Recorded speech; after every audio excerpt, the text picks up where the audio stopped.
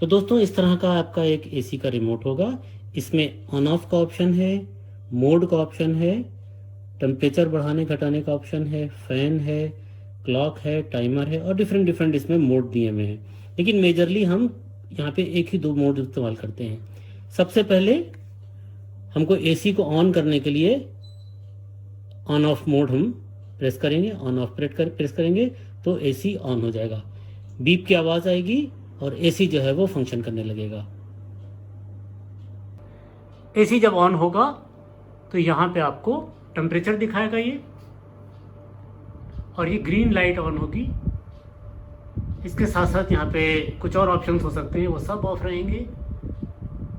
ये on off की green light on होगी और फैन का आप मूवमेंट देख सकते हैं, एयर का प्रेशर चेक कर सकते हैं। यहाँ पे आपको ये स्नोफ्लेक दिख रहा है, फ्लावर ऐसा बना है, इट मीन्स कूलिंग हमारी ऑन है। जब कूलिंग ऑन है तो हम टेम्परेचर को यहाँ से कंट्रोल कर सकते हैं। 16-17 से लेके और ये 30 तक का टेम्परेचर यहाँ पे आपको दिखेगा, लेकिन आपके लिए मोस्ट सुटेबल 25 या 26 डिग्री है। बेवजह में हम लोग 18 डिग्री टेम्परेचर नहीं लाएंगे, क्योंकि ये तो हमारी सेहत के लिए भी नुकसानदेह होता है और एसी की सेहत के लिए भी अच्छा नहीं होता है। तो 25-26 डिग्री हमारे लिए, बॉडी के लिए हमारी मोस्ट सुटेबल टेम्परेचर है। तो यहाँ से हम लोग टेम्परेचर चेंज कर सकते हैं। इसी के साथ साथ हम लोग फैन की स्पीड भी, अब यहाँ पे देखेंगे फैन का ऑटो मोड आ गया है।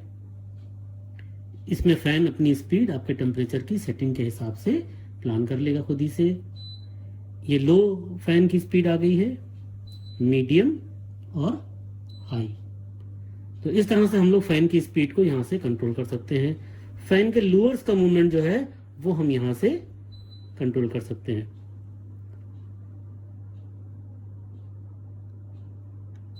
लूअर्स को ऑन कर सकते हैं, लूअर्स को ऑफ कर सकते हैं।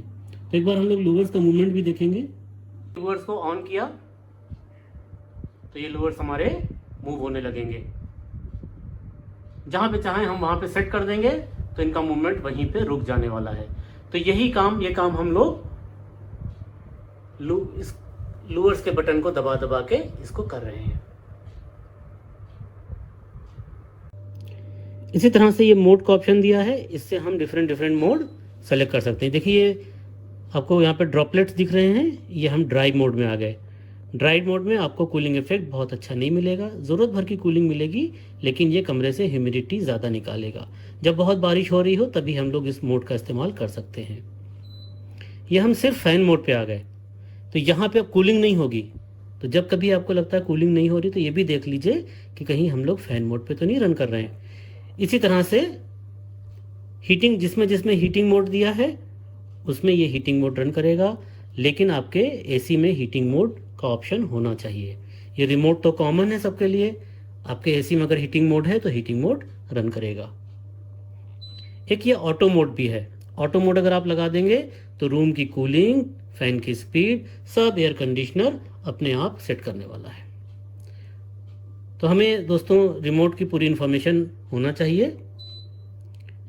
बहुत बार हमारी रिमोट की सेटिंग सही नहीं होती है, इसकी वजह से भी हमको कूलिंग इफेक्ट कम महसूस होता है। आइए और चीज़ें देखते हैं। अब अगर आपको कूलिंग कम महसूस होती है तो हम यहाँ पे ग्रिल पे ऐसे हाथ फेर के देखेंगे। अगर एयर का मूवमेंट कहीं ज़्यादा कहीं कम, कहीं ज़्यादा कहीं कम है तो हो सकता है इसका फिल्टर चोक हो।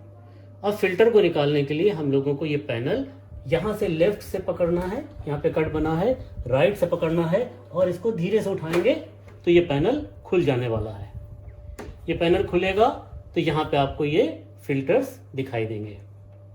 सिंपली हम लोग फिल्टर्स को इजीली अप करके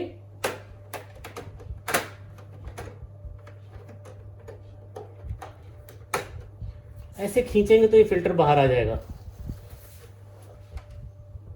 अभी ये फिल्टर तो बहुत क्लीन है। अगर ये फिल्टर गंदा हो गया है या ये कॉइल गंदा हो गया है तो दोनों वजहों से कूलिंग इफेक्ट कम होने वाला है। फिल्टर में क्या करना है, सिंपली इसको ले जाएंगे, ऊपर से गंदा होगा, इसको उलट के और हम यहाँ पे पानी से इसको क्लीन कर सकते हैं।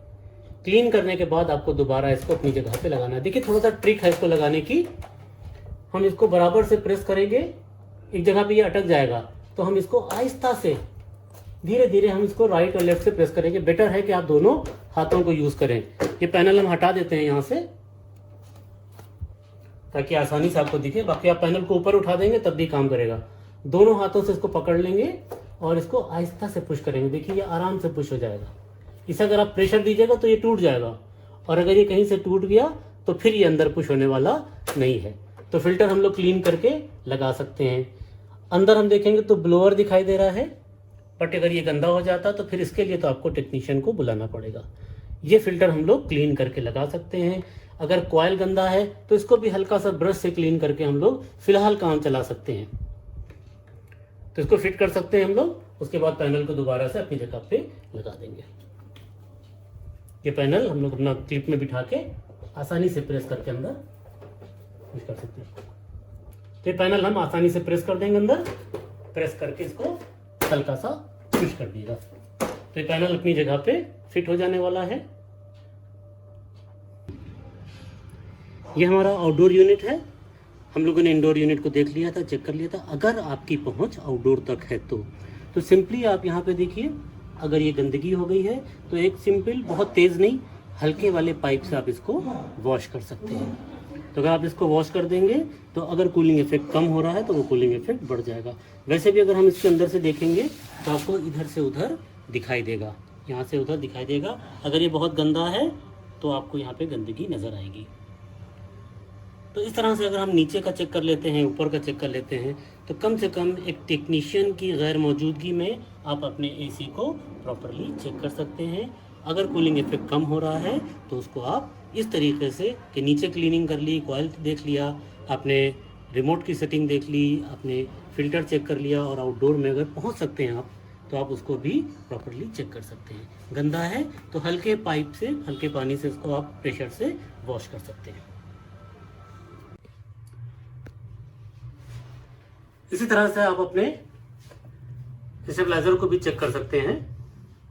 उसमें सप्लाई आ रही है, पावर ऑन है कि नहीं, आउटपुट का ये लाइट जल रही है, या डिफरेंट स्टेबलाइजर्स होते हैं। बटन को पुश करके भी आप इनपुट या आउटपुट चेक कर सकते हैं। तो क्या छोटी छोटी चीज़ें हम लोग चेक करेंगे तो बहुत बार हमारे एसी की लेस कूलिंग की प्रॉब्लम हम खुद ही ठीक कर लेते हैं।